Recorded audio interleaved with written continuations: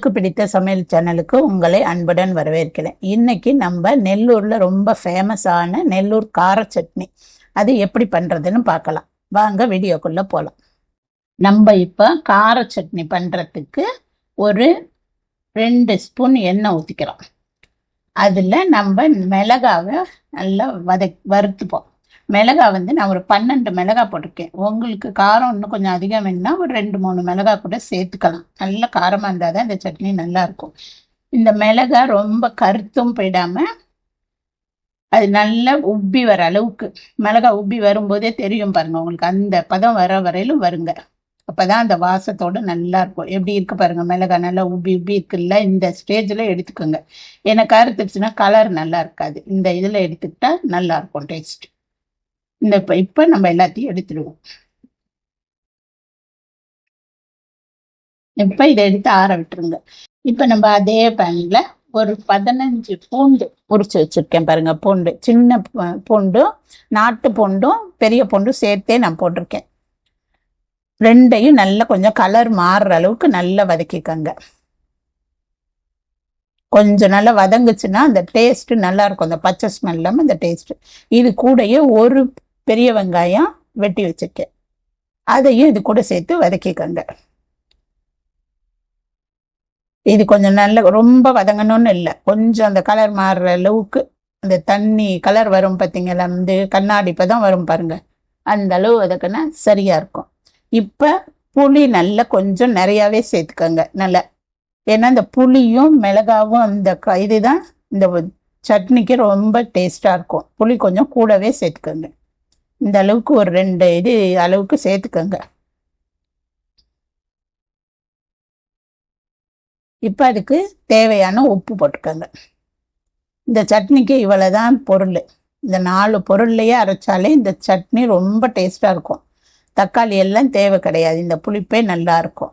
நீங்கள் ஒரு தடவை இந்த சட்னி அரைச்சி பாருங்க. எப்போது சாப்பிட்ற இட்லியை விட எக்ஸ்ட்ரா ஒரு 3 இட்லி நீங்கள் சாப்பிடுவீங்க. அந்த அளவு டேஸ்ட் இருக்கும். இப்போ இதை ஸ்டவ் ஆஃப் பண்ணி எடுத்து ஆற விட்டுடலாம். இப்போ இந்த மிளகா ஆறிடுச்சு பாருங்க. இதை நான் மிக்சியில் போட்டு கொஞ்சம் நல்ல ஒரு அடி அடிச்சுப்போம். நல்லா 1-2 நல்லா அடித்து எடுத்துப்போம். இப்போ இந்த மாதிரி அடித்து எடுத்துக்கோங்க ஃபர்ஸ்ட்டு. இதுக்கப்புறம் நம்ம ஆற வச்சிருக்கோம் பார்த்தீங்களா, அந்த வெங்காயமும் பூண்டையும் இதில் சேர்த்துக்கலாம்.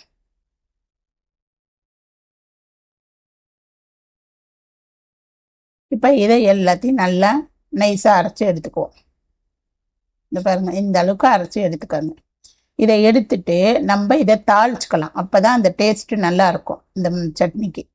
இப்போ அதே இதில் ஒரு ஸ்பூன் நீங்கள் நல்லெண்ணெயோ இல்லை கடலெண்ணெயோ எது உங்களுக்கு விருப்பமோ அதை சேர்த்துக்கோங்க.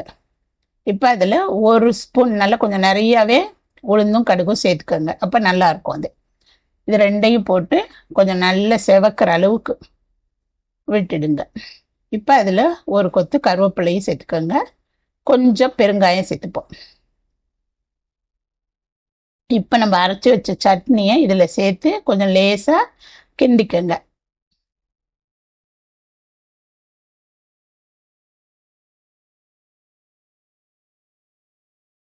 இப்போ இந்த சட்னியை சிம்மில் கொஞ்சம் வச்சுட்டு நீங்கள் எல்லா சட்னியும் இதில் சேர்த்து கிண்டிடுங்க.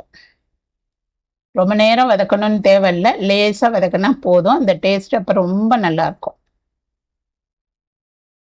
சும்மா மேலாவது தாளிச்சு விடாமல் இப்படி வதக்குனீங்கன்னா நல்லாயிருக்கும். இப்போ நமக்கு நெல்லூர் கார சட்னி ரெடி ஆயிடுச்சு. இதை நீங்கள் ஒரு முறை செஞ்சு பாருங்கள், ரொம்ப சூப்பராக இருக்கும்.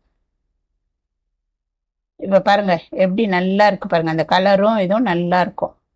இது வெறும் சட்னி, இதில் வெறும் நல்லெண்ணெய் மட்டும் சேர்த்து சாப்பிட்டு பாருங்க. இந்த சட்னி ரொம்ப டேஸ்டாக இருக்கும். உங்களுக்கு ரொம்ப பிடிக்கும். நீங்கள் திருப்பி திருப்பி அரைப்பீங்க. இந்த சட்னியை நீங்கள் செஞ்சு பார்த்துட்டு எப்படி இருக்குன்னு கமெண்ட் பண்ணுங்கள், லைக் பண்ணுங்கள், ஷேர் பண்ணுங்கள். மறக்காமல் சப்ஸ்கிரைப் பண்ணுங்கள். நன்றி.